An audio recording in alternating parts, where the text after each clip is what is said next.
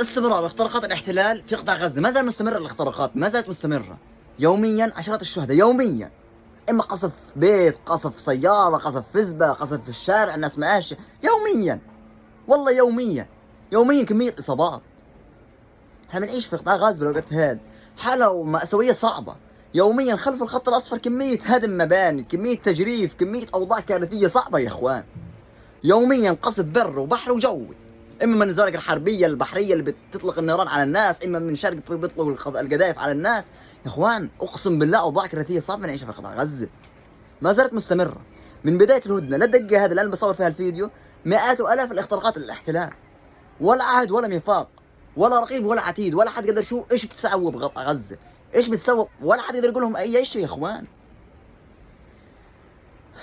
حسبنا الله ونعم الوكيل، ربنا غالب. وبس هيك، سلام.